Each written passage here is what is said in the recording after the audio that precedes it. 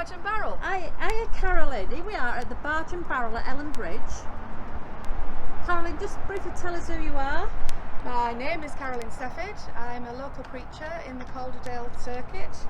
My home church is Brickhouse Central, but by day I'm a landlady and this is my pub. Fantastic. So I'm going to come into your pub for a drink. Please come in. What should I expect when I come into the Barge and Barrel? Well, as soon as you enter the door, there's hand sanitisers, which have been provided to the community by Diageo, who are the brewery who own Guinness. Fantastic. We've just seen your cleaner, your sister just walked past there. That's right. Beavering away. So what we've got here, Carolyn? Right, first of all, I'll ask you for some information. So I have cards that people can fill in with their name, phone number. They can put more information on if they want to. This one won't now go back into there because it's been out in. And then after that, I lock it in this box. At the end of the day, they go into an envelope with the day's date on. Yeah. They're sealed. I sign over the seal and then I stick something else over the top of that. So if anybody asks, where's my information, I'll be able to show them that it hasn't been touched. Fine. And that's for the track and trace? That's for track and trace. And at the same time, their first name only goes into a register. Have you had anybody refuse to sign that yet? Have you had any Mickey Mouses or Donald I've had Ducks? no many Mickey Mouses Fantastic. or Donald Ducks. Most people are quite on board with it. I have had one person who said, no, you're not having my information. But his friend said, you can have mine.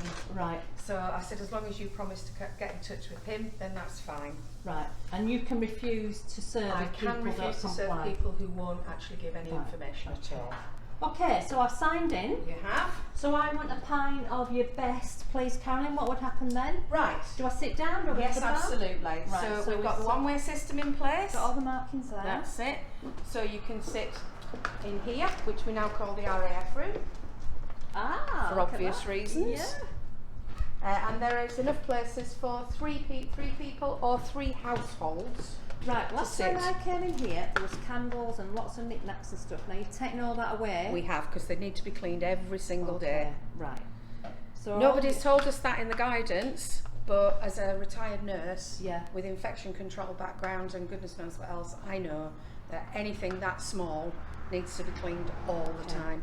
So everybody's socially distanced in the in that room there. Then you follow this one-way system, and if you wish, you can sit in the sport room. However, you can't play pool. No. Because you can't maintain a 1.5 metre distance whilst people are playing to go around the one-way system. Once you come in, you have to leave the other way. And do people generally abide by Yes, that? they do. Right. Yes, they do. And this is your TV. Are you? The bandit's been taken out of commission Right. because it was in the one-way system, so it's had to be moved. Right. And you'd have to clean that every time somebody used it as well. Absolutely, you would. And if people were using it, they were actually standing right in the way, so nobody would be able to go past them. Okay. So it's been decommissioned. Its cable is locked inside, and that won't ever come back into commission until we're told that it's safe for people to get closer than 1.5 metres. Fantastic. So you can see through the window that we've got the outside decking, which I've now taped off 2 tables, so that people outside will maintain social distancing. Because you're right next to the canal, we might just be able to see it there, some barges there. So. And the tape across them says, do not sit at this table. Okay. And nobody has misbehaved. So do we order at the bar or does somebody come and take your Somebody order? comes to take your order, so you find you a seat. I can usually see from where I'm standing, that's Christmas Cactus Corner for obvious reasons. The high table has a brilliant view of the canal. It if you want does. to sit there. There we go, Christmas Cactus Corner. That's it, and the high table has a fabulous view of the canal when you sit there. And you have to clean down this every single time? Every time somebody uses them, Is the factory? Ooh. So Caroline, I've had my pint and it was fantastic, and here we are, this is the sort of stuff that you sell. Yeah, and real ale as well. Real ale's there. Yeah. In fact, I'm pretty much known as a real ale pub. Yeah. So I get people asking for exotic things like tequila and only every once a blue flood, and I have to say I'm really sorry, but I'm a real ale pub. I don't do stuff like that. And there's what you've got on it. Yep. Okay. There we go. So I need a wee, Carolyn. Oh, well in that case, Do we get escorted? Can we go? What you happens? can go because if you follow the one-way system, unfortunately we didn't give you a lot of room around here, so you kind of continue around. And in this seat here, during opening hours you'll find my dog Babe. Bob Babe, love it. Yeah.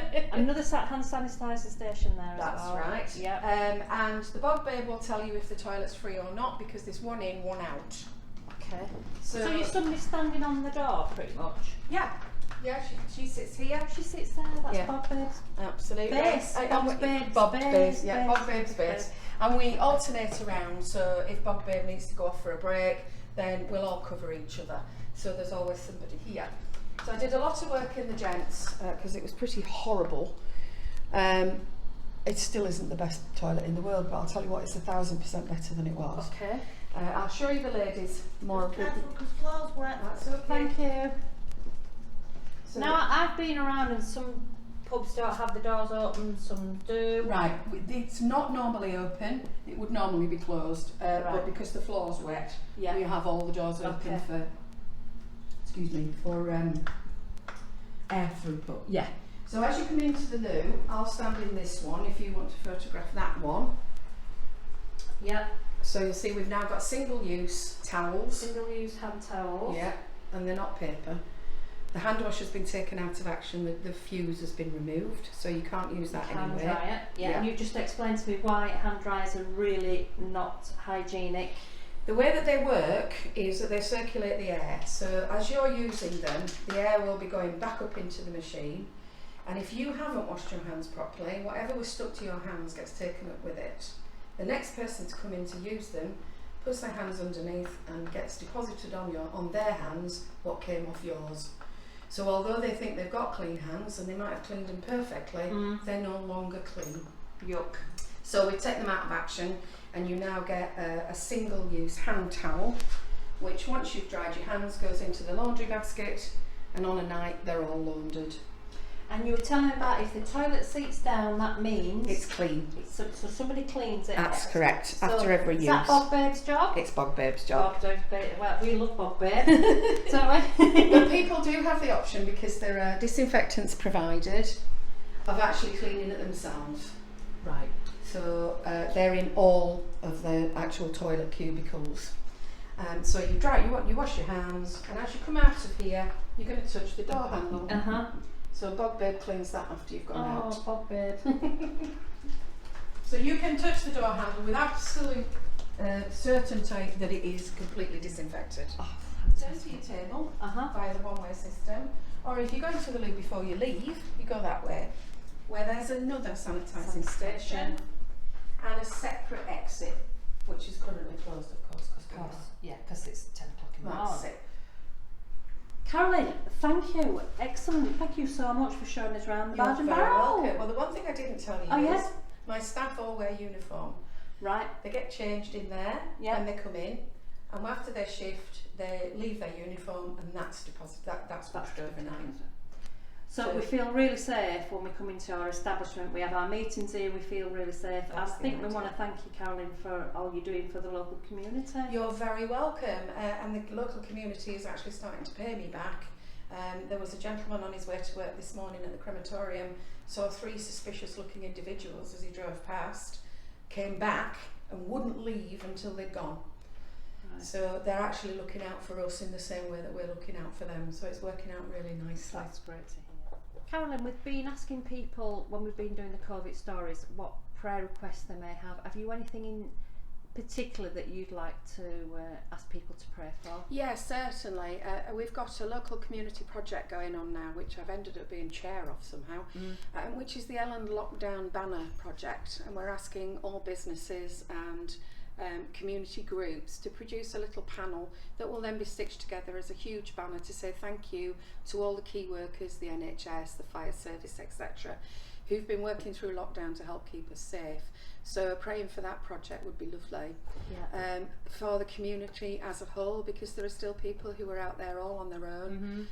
We do our best to get to them wherever possible, but we know that there are some that we're missing. So for people who are still on their own, and for a bit of clarity really, because whenever information comes out from the government, it's not always 100% clear what we're supposed to do.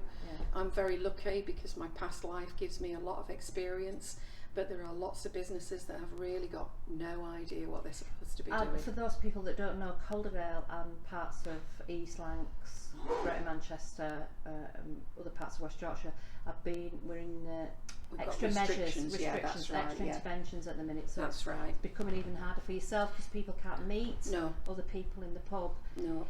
Have you a particular song that you, or tune or hymn or anything that you turn to that has a special meaning for you during this time? Yes, definitely. A couple of years ago at Pentecost Praise, we had Stuart Townend, and he sang his song "Your Love Pour Over Me," and I'd never heard it before, and I just completely fell in love with it. Bought the sheet music, got it on iTunes, and I just think it's absolutely fantastic. Pour over me, it says, let your rain flood this thirsty soul.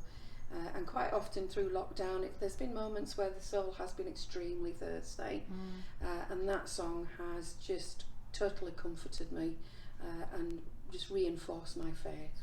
Thank you. May it bring hope